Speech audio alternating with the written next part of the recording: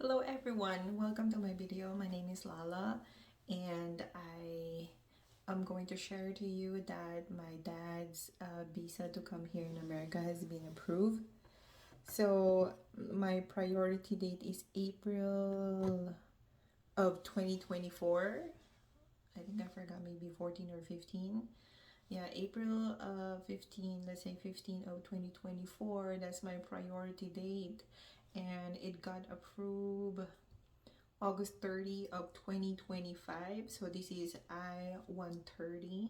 Yeah, for my dad who resides in the Philippines. And then once I uploaded, no. So when the paperwork got approved and I got the notification through email, and also I got the notification from my USCIS. So tip number one, when you're applying, so please make sure that you double check your email every time, every day, or whenever you got a chance, just check it, not gonna lose. So I know it takes a while for us as well, but then again, you're gonna see over there the case status and stuff, so it will tell you how many months or weeks, something like that. So in a blink of an eye it can change to whatever month, whatever week, so just pay attention to that. So once I got that notification, I was like, oh, let me check it. So I checked my account on USCIS account, and then yeah, it's got approved, and I got the um approved notification paper that it looks like $1. Actually, yeah, it's from the mail. Yeah, I got it from mail, like the actual approval.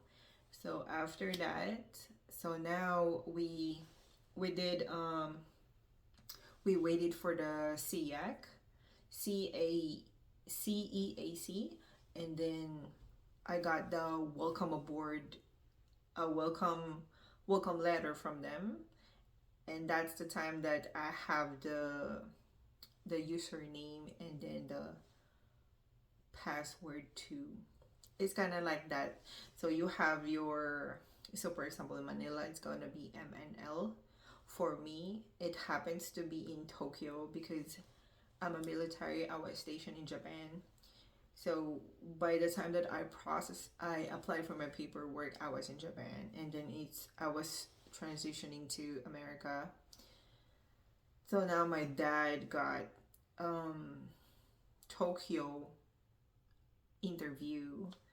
So when I log in, so when you got that paperwork, right? That's the time that you can log into the CEAC, and that's the time that you can apply for the fee.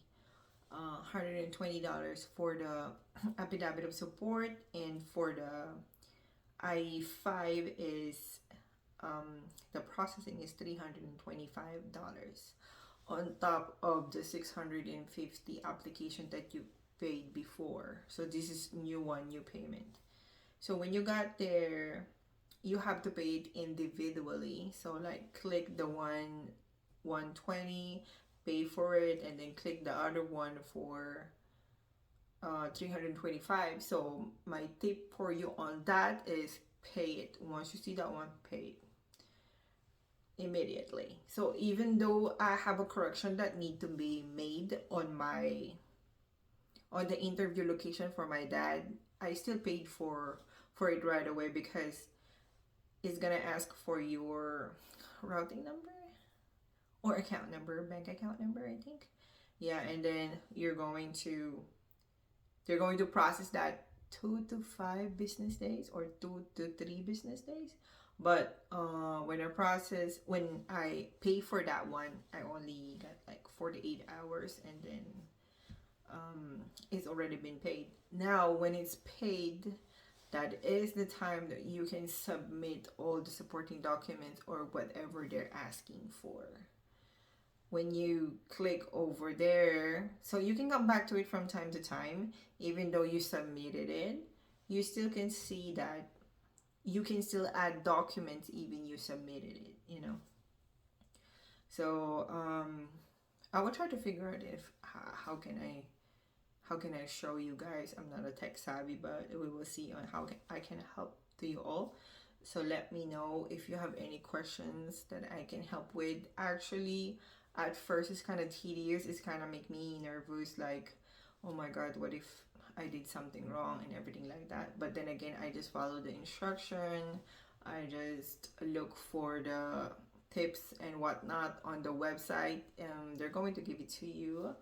And also I search on YouTube like tips and advice and guidance for everybody, because you know, like, this is not new. So a lot of people already did this, so a lot of people sharing their experience, so that's why I'm sharing mine to you as well. And I'm very happy to help people.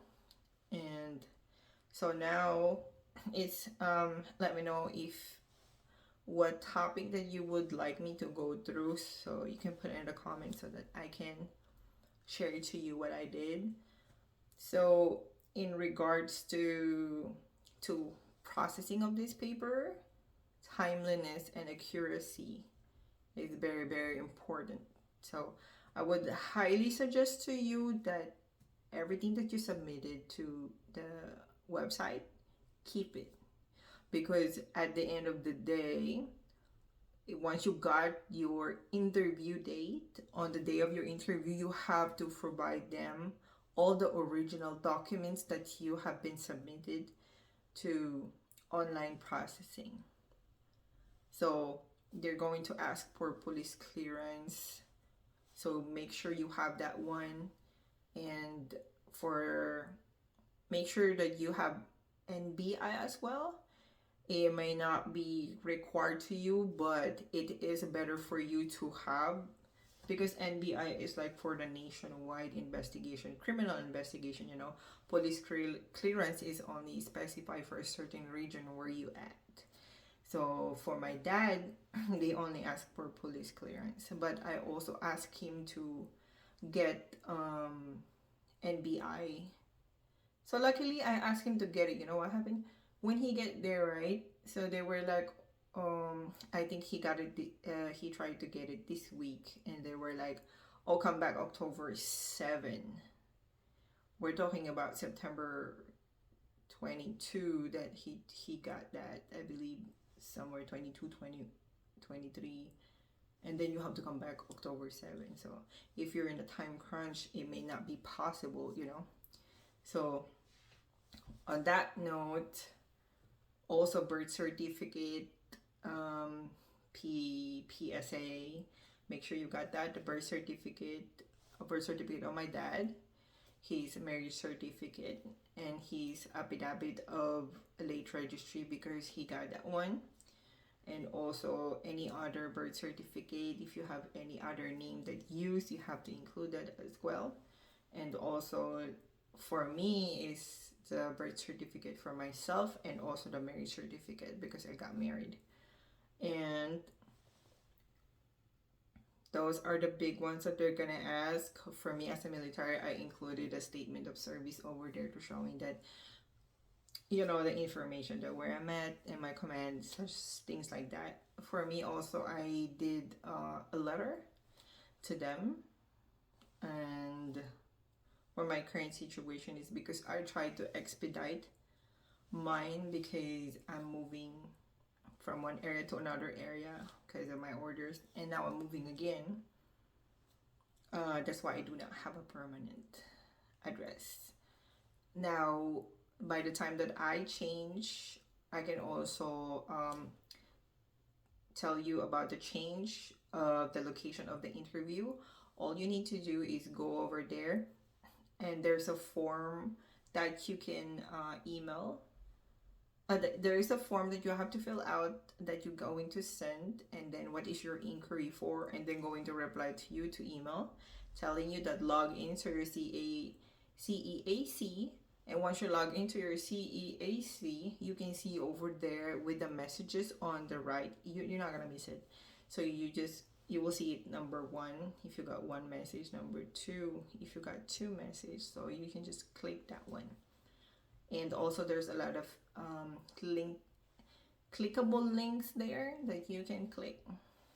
and that will be very helpful for you. Excuse me. So as of right now, I am in a status of waiting for my interview letter. I believe by the time I got that one, then that's the time that I can schedule my dad at St. Luke's in Manila for his medical screening. Also, I added my spouse as a joint sponsor. You don't really have to if you don't have to add a joint sponsor if you're already financially able.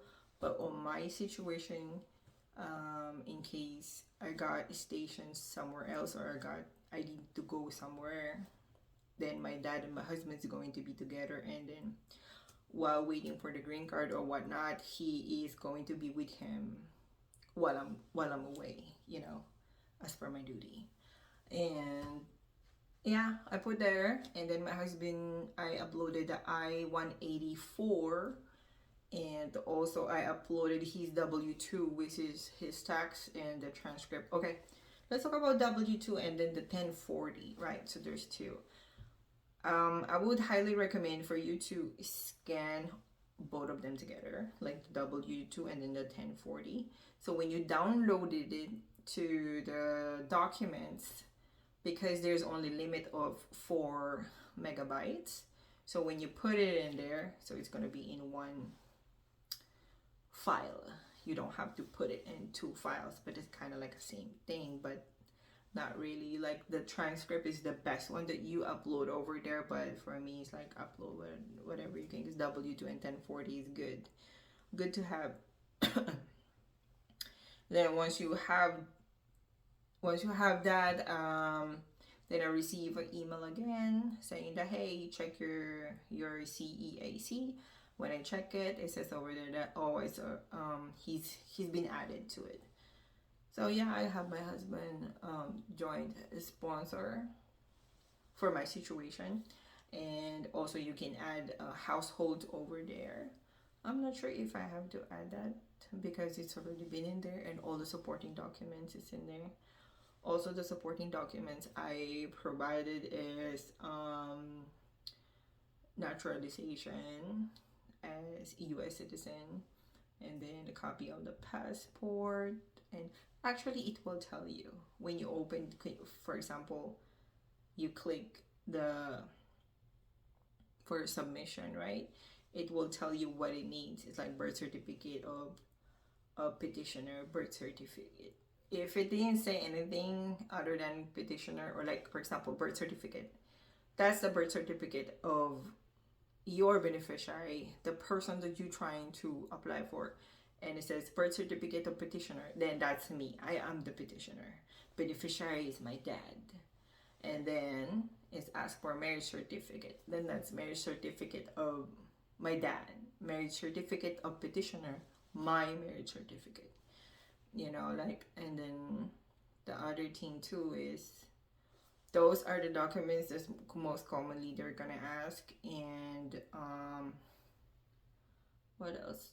Yeah, in order for you to see also, like for the file, make sure that you put the name of the file in accordance with the person that you are trying to put, so that when you uploaded it, you're gonna see over there, oh, okay, this is the one.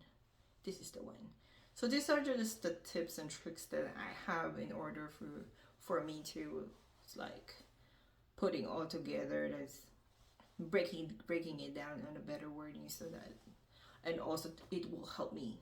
It does help me a lot when I'm organizing those stuff. Yeah. So I-130, I-864 for me, and I-864 for my husband because he's a sponsor. And then the W2, the transcript of 1040, W2 1040, income tax return for my husband as well. So that's the two. And then also when they ask for the passport photo, it will tell you how it looks like. So basically, like the information over here with the photo picture and the signature on the top. So make sure you capture that when you uploaded it. Yeah, so that's for me for today. So we were just going to wait for the interview from my dad. Let me know if you have any questions.